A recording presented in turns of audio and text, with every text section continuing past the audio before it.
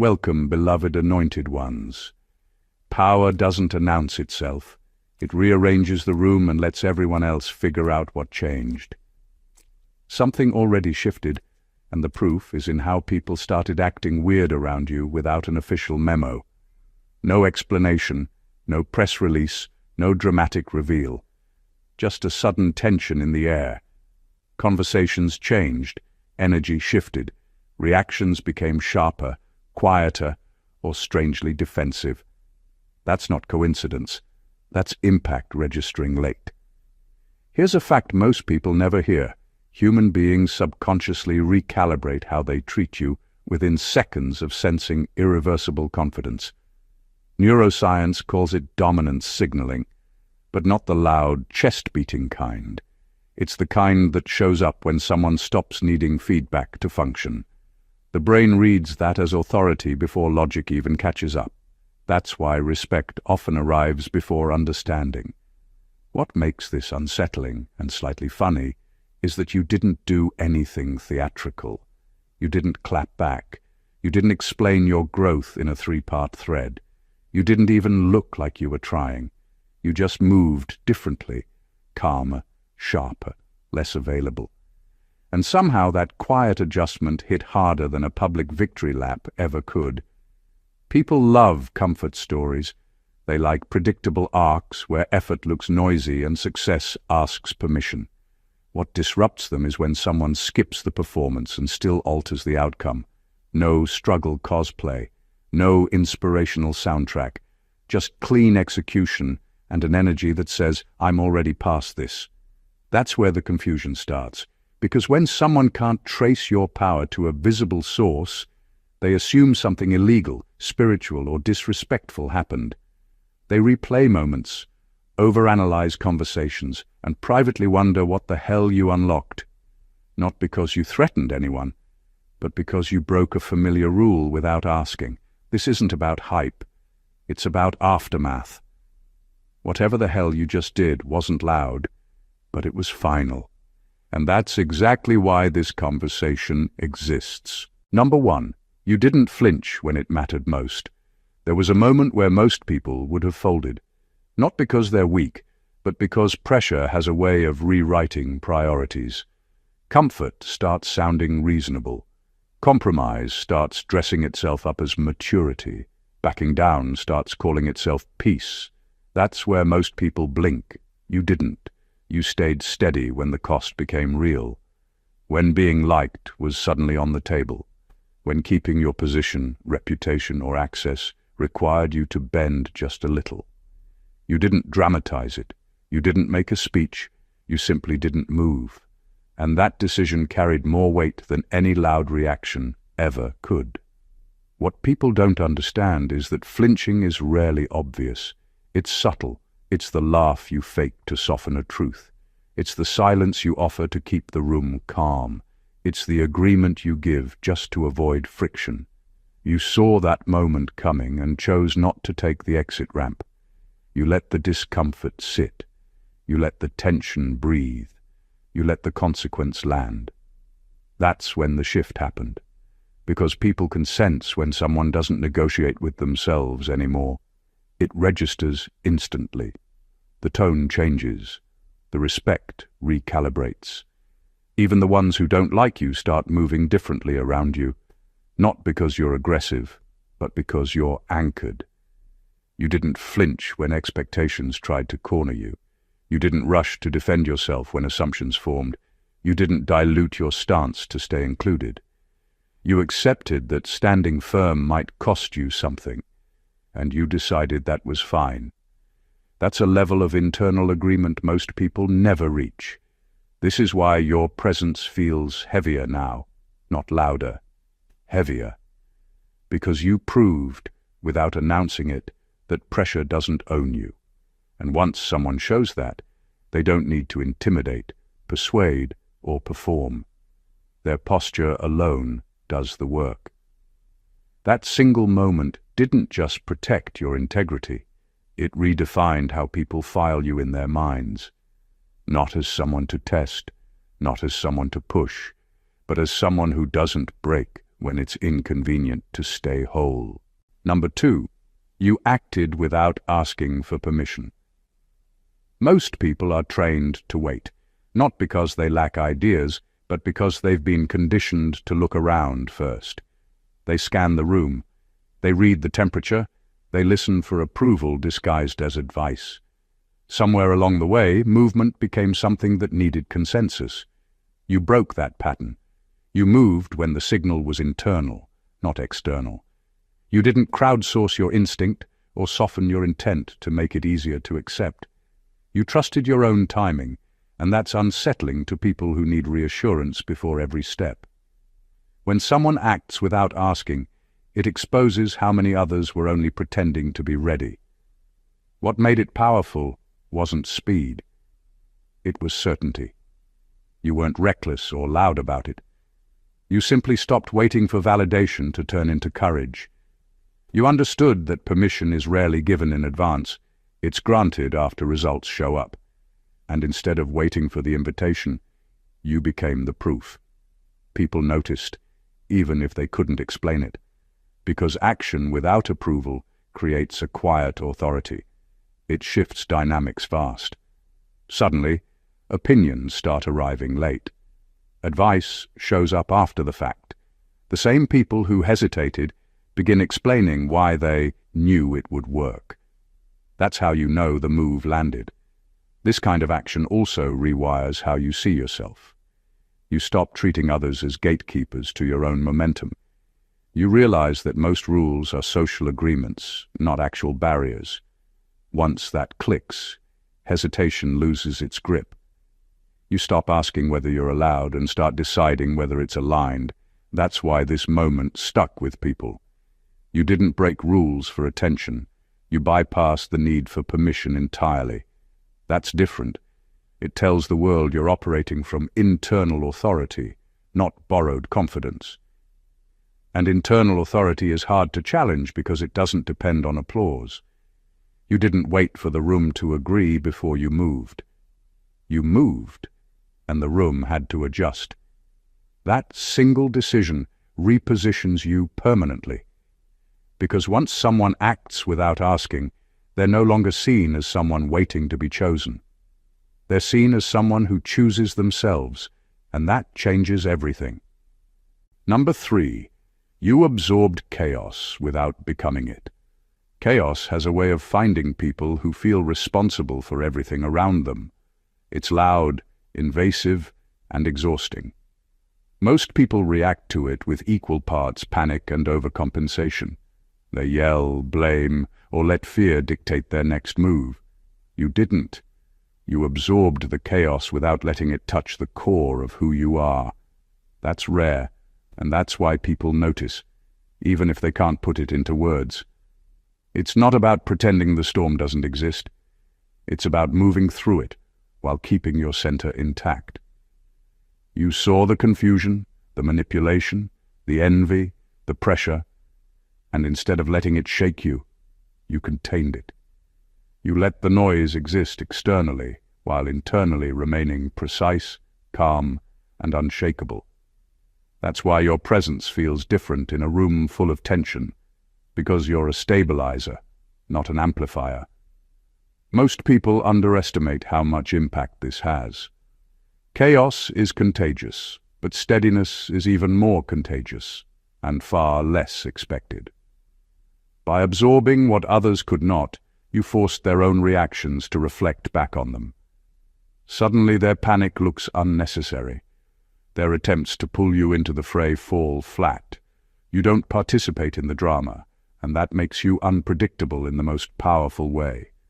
Absorbing chaos isn't passive. It's a deliberate choice to act without letting external turbulence dictate your behavior. You engage when it's needed, withdraw when it's not, and execute with clarity while everyone else is reacting. That's a level of control few achieve, because it requires trust in your own judgment above the noise. This is why people unconsciously respect you and, in some cases, fear you. Because when you move through disorder unshaken, it forces everyone else to confront their own inability to manage it. You didn't just survive chaos. You processed it, contained it, and came out intact, which rewrites the way the world registers you. That calm authority, achieved without showing off, is what makes you someone who can't be ignored. Number 4. You refuse to explain yourself to people committed to misunderstanding you. Some people are impossible to reach. They've already made their judgment. Their minds aren't open. They're rehearsing arguments, looking for evidence to confirm what they've already decided. Most people panic in front of them, scrambling to justify, clarify, or apologize. You didn't. You recognized early that energy spent trying to convince the unconvinced is wasted energy, and you refused to participate in their narrative. Refusing to explain yourself doesn't mean being rude or careless. It means understanding boundaries, knowing when words are serving communication and when they're just feeding obsession. You didn't waste time giving context to people whose only interest was proving you wrong or twisting your truth.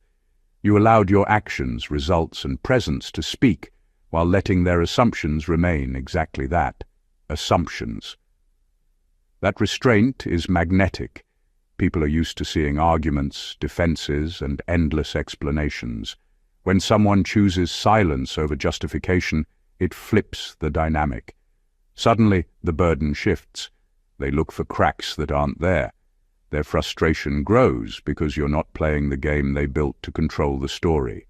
In refusing to explain, you don't just protect yourself, you subtly shift authority back to yourself. This also rewires your own perception of power. Once you stop validating every perception of you, you stop letting the world dictate your energy. You stop shrinking for understanding you'll never get. You stop treating ignorance as an obligation. That clarity translates into confidence, and confidence is always louder than words. Refusing to explain yourself becomes a shield and a statement at the same time. You show that truth doesn't need approval, integrity doesn't need applause, and accountability doesn't need a courtroom. You simply operate according to your own standard, while others spin themselves into confusion, trying to make sense of a standard they'll never match. That's why people notice, not because you screamed, defended, or dramatized, but because you moved untouchable within their judgment, letting them wrestle with their misunderstanding while you continued to rise. It's subtle, it's undeniable, and it's a power most people will never understand. Number 5, you didn't self-destruct for their comfort. Some people expect chaos to look like them. They assume that when pressure hits, you will crumble, panic, or spiral. They want you to perform in a way that makes them feel superior, safer, or right. Most people give in. They apologize unnecessarily, make excuses, or sabotage themselves just to calm someone else's anxiety. You didn't. You didn't trade your stability for their comfort. You stayed whole, and that alone shifted the balance of power. Refusing to self-destruct isn't about arrogance. It's about awareness. You recognize that giving someone else the satisfaction of watching you break wouldn't fix them or you. It would only feed their delusion of control. So instead of performing pain or submitting to their expectations, you maintained your center. You let the storm rage outside, but inside, you remained unshaken. That's a dangerous kind of respect, because it's invisible until it's undeniable. Most people underestimate how deeply this affects others. When someone expects you to bend and you don't, it rewires how they calculate their influence over you. Suddenly, threats, manipulation, and social pressure no longer work the way they used to. They realize, often too late, that you operate on a standard of your own making, one that doesn't depend on their comfort or approval. By refusing to collapse, you also protect your future. Self-destruction might feel like surrender, but it's actually a transfer of power. When you keep yourself intact, you preserve your focus, energy, and clarity. You're able to make decisions without the fog of resentment, guilt, or exhaustion clouding your judgment. That's how long-term results are built, quietly, steadily, without giving the world the spectacle it craves. This is why people start noticing. They see that no matter how much they push, prod, or provoke, you remain unbroken. Your composure becomes a mirror they can't look away from. You didn't crumble for them, and in doing so, you didn't just survive. You rewrote the rules for how anyone thought they could influence you. Staying whole wasn't passive. It was a quiet declaration. Your expectations do not define my limits. Number 6. You chose precision over noise. Most people mistake being loud for being effective. They raise their voice, flood the room with activity, or make dramatic gestures to prove they exist and matter. You didn't. You understood something that others miss. Impact isn't measured by volume. It's measured by exactness. You moved with precision, not desperation. Every step, every word, every action was calculated to produce the exact effect you intended and nothing more. That's why your presence carries weight that no one can ignore, even if you never shout about it. Choosing precision over noise is a form of quiet power. It's noticing where the weak points are, understanding timing, and executing moves that disrupt without drawing unnecessary attention. While others are flailing, reacting, or performing for approval, you operate under a different rhythm. Your results don't depend on anyone applauding. They arrive anyway, undeniable and irreversible.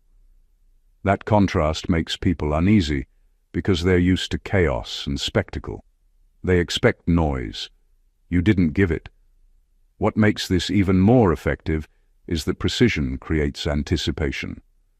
People start paying attention, not because you demand it, but because your moves land exactly where they're supposed to. Every word, every gesture, every decision is like a carefully placed domino. You don't need to explain it. You don't need to justify it. They just notice the effects, and those effects are always bigger than they anticipate. Precision also protects energy. Noise burns attention, stamina, and credibility. By being exact instead of excessive, you conserve influence and focus on what actually matters. That means long-term dominance isn't about being seen everywhere. It's about being unforgettable in the moments that count. This is why your presence feels different. You're not flashy. You're not performing. You're surgical. And people can sense it even if they can't define it. While others exhaust themselves shouting, spinning, or proving, you operate quietly, deliberately, and with results that scream louder than any act ever could. Choosing precision over noise doesn't just make you efficient, it makes you untouchable in ways most people will never understand. Number 7. You outgrew environments without announcing it. Most people think growth needs a spotlight. They believe transformation requires announcements, explanations, or dramatics to be recognized. You didn't. You didn't make a speech, post a highlight reel, or explain why you were moving differently. You simply stopped fitting where small thinking thrived. You outgrew the environment quietly, naturally, almost invisibly, but the effect was seismic. People noticed the absence of the old version of you before they understood the new one. Outgrowing a space without announcing it is a power move. It signals evolution without performance. While everyone else is busy narrating progress, you simply move past the limitations that held others hostage. Relationships, workplaces, friendships, social circles, they all have invisible boundaries. Most people push against those boundaries with effort or argument, trying to stay relevant or accepted. You didn't. You bypassed them by raising your standard internally, and the environment adjusted whether it wanted to or not. This kind of growth is unsettling to others because it exposes their own stagnation. They see the same people, same habits, same conversations, but you've already leapt forward. The same rules that once applied no longer do. The same influence you once accepted or tolerated is no longer binding. You didn't need to tell anyone you were different. Your choices, your energy, and your outcomes announced it for you. Outgrowing quietly also preserves dignity. You avoid conflicts, explanations, or unnecessary friction. You leave behind only evidence of your evolution, forcing people to reconcile with the fact that you moved past them without resentment or fanfare. That makes your progress look effortless, almost untouchable. By the time anyone realizes you've left their version of the world behind, you're already operating on a plane they didn't know existed. You didn't ask for recognition. You didn't seek applause. You simply outgrew environments that no longer served your expansion, and that's why your presence now feels entirely different, because growth that can't be contained always shifts the rules for everyone else. Number 8. You let results speak without worshipping them.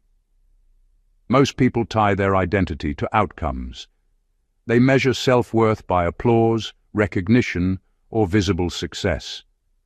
They chase validation like it's the air they breathe, and the moment something doesn't land, they panic, over-explain, or overreact. You didn't. You let results exist without turning them into proof of your value. You understood that results are consequences, not trophies, and that treating them as anything more gives other people a way to manipulate or define you. Letting results speak without worshipping them is quiet mastery. It's knowing that influence and power aren't in the certificate, the follower count, or the nod of approval. They're in the change that happens because of your work, whether anyone notices or not. You focus on the execution, the strategy, the alignment, and then let the ripples carry themselves. That's why your victories feel effortless and unsettling to people who obsess over every detail. They're waiting for you to brag, over-explain, or perform gratitude, and you don't. You just keep moving. This approach also shifts perception.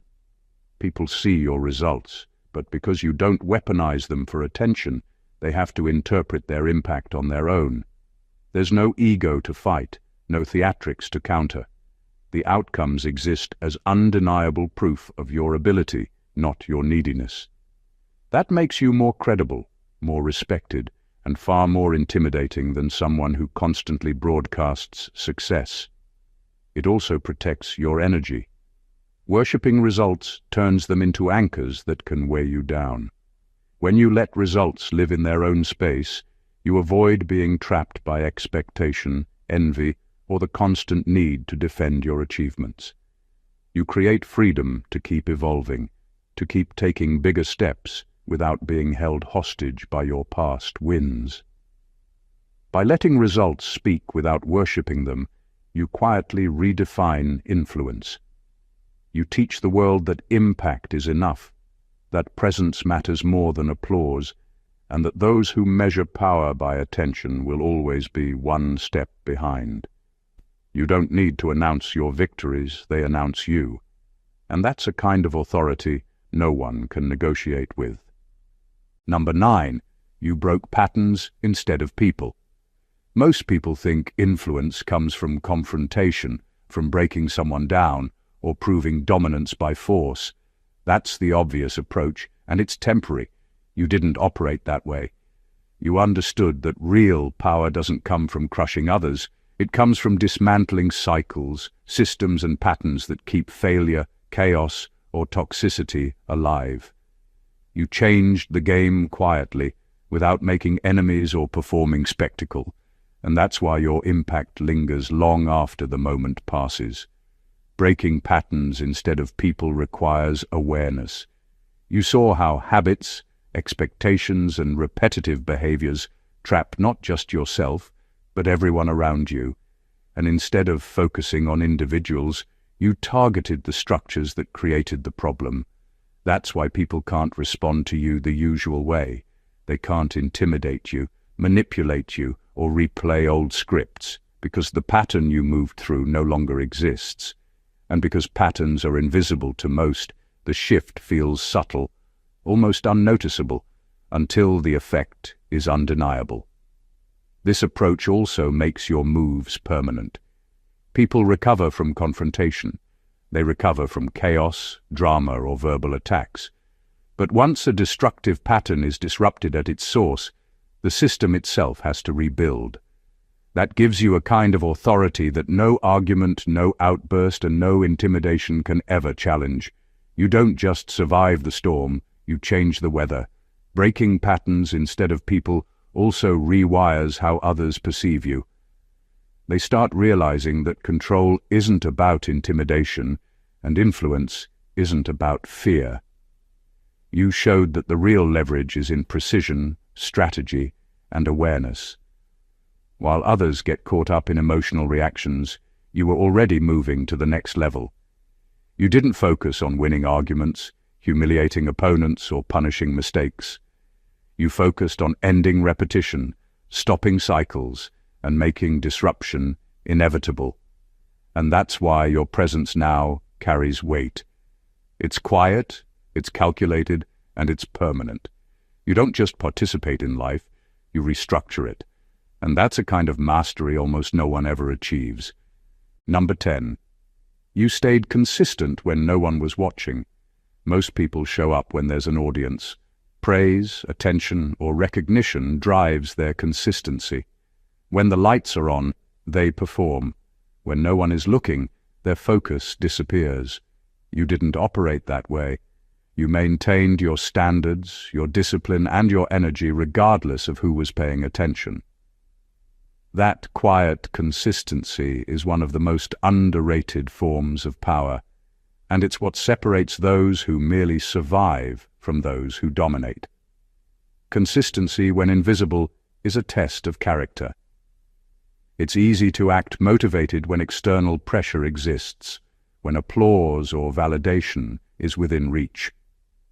The real challenge is keeping the same level of commitment when no one is documenting it, when no one is counting, and when shortcuts are available. You showed up anyway, day after day, action after action, regardless of acknowledgement.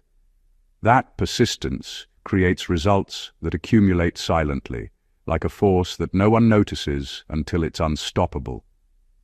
What makes this dangerous to others is that consistency compounds quietly but explosively. While everyone else is distracted by appearances, hype, or recognition, you're quietly building the foundation that outpaces them. They can't track it, they can't anticipate it. By the time your results are visible, it feels like magic, but it's actually method. It's relentless repetition, focus, and commitment performed without needing applause.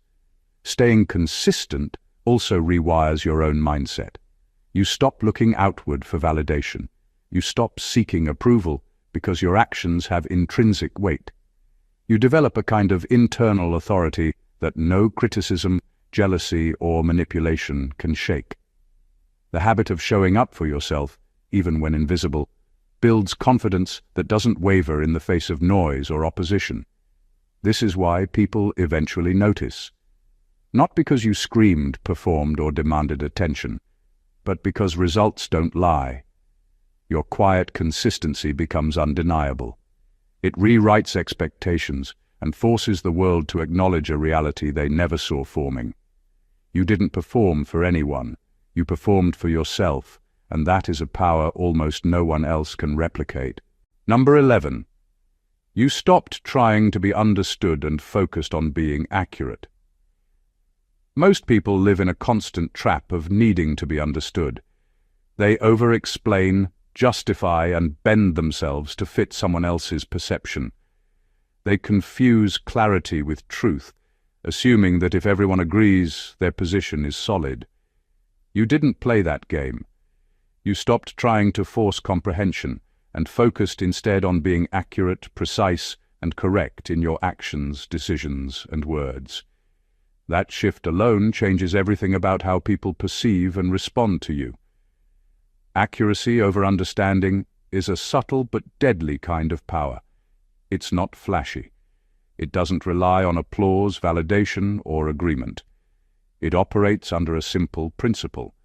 Truth doesn't require approval. By committing to correctness rather than relatability, you removed the need to negotiate reality for others. You let facts, outcomes, and integrity speak for themselves, while everyone else burned energy trying to persuade, explain, or manipulate perception. This approach also exposes who is genuine and who is performative. People who can't tolerate truth without interpretation start revealing themselves. They try to twist your accuracy into misunderstanding, but because your focus isn't on convincing, their efforts collapse on their own. You're no longer debating perception, you're living in reality. And reality always has the upper hand over opinion. Focusing on accuracy also rewires your own mindset. You stop shrinking, apologizing, or softening decisions to make someone else comfortable.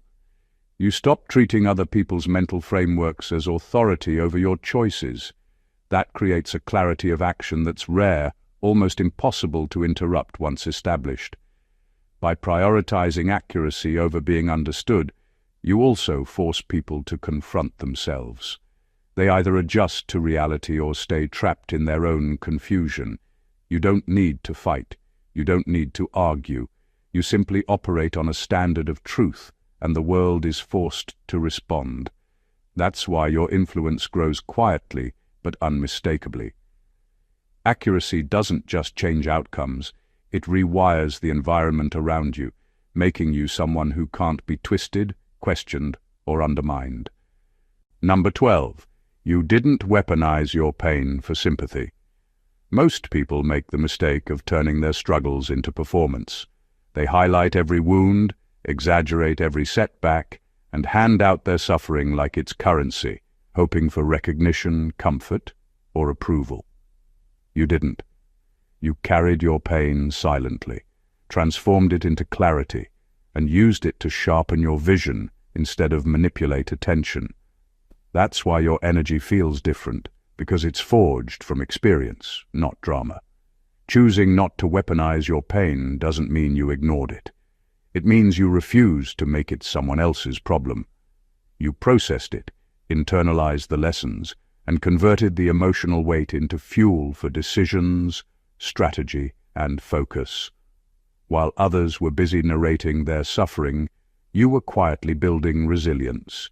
You turned trauma into structure, setbacks into understanding, and conflict into foresight. That's why results from your effort feel inevitable, because they're rooted in real mastery rather than performance. This approach changes how people relate to you. Those accustomed to emotional currency find themselves powerless. They can't provoke pity, guilt, or overcompensation from you because your strength isn't performative. It's invisible, but undeniable. You don't need to explain what you went through, and that makes you untouchable in a way most people never experience. Your pain is your private asset, not their entertainment. Not weaponizing your pain also rewires your own energy. You stop measuring your worth by how others respond to your suffering. You stop depending on empathy to validate your journey. That freedom makes decision-making sharper, reactions quicker, and resilience permanent. You are no longer reactive, you are proactive. By letting pain refine you instead of selling it, you create a presence that's quiet but magnetic. People feel it without understanding it, and that's a rare kind of authority. You didn't need sympathy, applause, or validation. You only needed mastery, and mastery doesn't ask permission. It doesn't negotiate. It quietly changes the rules for everyone else, leaving you standing while the world scrambles to catch up. Number 13. You allowed people to underestimate you without correcting them. Most people panic when someone misjudges them. They feel the need to explain, clarify, or prove themselves instantly. They react to perception as if it were reality. You didn't. You understood the quiet power in letting others underestimate you. You let them assume, speculate, and miscalculate while you moved in a completely different lane. That patience and restraint create an edge few people ever realize until it's too late. Allowing people to underestimate you isn't passive, it's strategic. While they expend energy sizing you up, trying to find weaknesses or rehearsing arguments, you conserve your energy, sharpen your focus, and prepare moves that they can't anticipate. Their underestimation becomes your camouflage. They think they know the terrain, but the map you're following exists somewhere they've never been invited to read. That gives you freedom to operate, execute, and dominate without interference or unnecessary attention. The power of this is psychological. People rarely stop to analyze why their assumptions fail. They just react to the results. And by then, it's too late. You've already set the pace, and the underestimated force they ignored now reshapes their expectations entirely. That shock factor is what separates you from anyone chasing recognition or constantly proving themselves. You don't need to defend your position. The effect of your actions does it for you. This approach also rewires your own perception of influence. When you stop worrying about how others see you, you stop giving them control over your energy. You make decisions according to your vision, not their opinion. That clarity of intent is rare, and it compounds over time. By letting others misjudge you, you turn underestimation into a weapon. People's assumptions become irrelevant, and you move untouchable, unnoticed and unbothered. You don't announce your strength. You don't brag about capability. You act quietly, deliberately, and effectively. And when the truth finally hits them, it hits harder because they thought they had a read on you. That's the power of restraint, patience, and letting results do the talking while everyone else is still guessing. Number 14.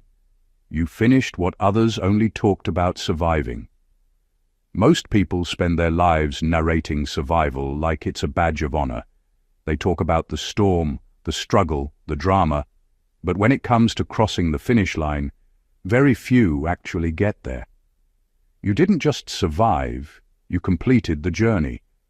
You didn't linger in the chaos or decorate the pain with excuses. You saw the challenges, faced them fully, and carried yourself to the other side, intact and stronger. That distinction is subtle but seismic, and it's what separates someone who simply exists from someone who leaves a mark. Finishing what others only talk about requires grit, focus, and an almost stubborn refusal to settle for half measures. While others are busy rehearsing their struggle for attention or validation, you were moving quietly, step by step, refusing shortcuts, refusing compromise, refusing to let fear dictate your next move. You transformed obstacles into milestones, turning moments that would have broken others into tools for growth and strategy. That's why your progress feels unstoppable. It's not performative. It's built on completion. People underestimate what finishing looks like because most are conditioned to equate survival with noise and drama. They expect chaos, excuses, and emotional displays, but your completion is silent, clean, and absolute. It carries weight precisely because it's unannounced. By the time anyone realizes the journey is over, the results are undeniable. You didn't need applause. You didn't need explanation. You simply arrived where most couldn't even commit to walking. Finishing also rewires perception. Not just theirs, but yours.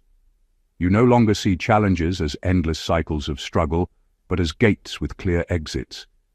You stop replaying failure in your mind because you understand what it means to see the process through. That certainty creates a kind of authority no one else can replicate, because it isn't performance, it's fact. You didn't just survive. You completed. You transformed struggle into results, chaos into structure, and pain into mastery. That's why your presence now feels different, undeniable, and quietly intimidating. You aren't just part of the story. You're the part everyone else wished they had the courage to finish. Everything we've gone through here paints one clear truth. Whatever the hell you just did, it wasn't small, accidental, or unnoticed. From refusing to flinch under pressure to moving without asking for permission, from absorbing chaos without becoming it to breaking patterns instead of people, every single action you've taken tells a story of someone operating on a completely different level. You didn't seek validation. You didn't perform for approval, and you didn't sacrifice your integrity for comfort. You moved deliberately, quietly, and with a precision that most people will never understand. And yet the results are undeniable. You've outgrown environments silently, allowed others to underestimate you, transformed pain into power, stayed consistent when no one was watching, and finished what others only talked about surviving. Each choice you made, each boundary you held, and each principle you refused to compromise on has accumulated into something that speaks louder than any words ever could. It's the energy you carry, the confidence that refuses to be shaken, and the results that arrive whether anyone applauds or not. That's why you're the motherfucker. That's why people feel the shift around you, even if they can't define it. That's why your presence now carries weight, authority, and undeniable influence. This isn't just about survival, clever moves, or personal victories. It's about mastery. Mastery over yourself, your environment, and the energy you allow in your space. It's about being the kind of person whose life isn't dictated by noise, drama, or other people's assumptions. It's about moving through the world untouchable, focused, and unstoppable, while everyone else scrambles to understand what just happened. If this hit you hard, if you feel that shift inside, then don't let this energy stop here. Subscribe to the channel so you never miss a video that strengthens your power, focus, and awareness. Hit that like button to show you're claiming your authority. Drop a comment sharing your breakthrough or what resonates most, and share this video with anyone who needs to understand what it truly means to rise beyond expectations. Your journey is just beginning, and the world is already taking notice. God bless you.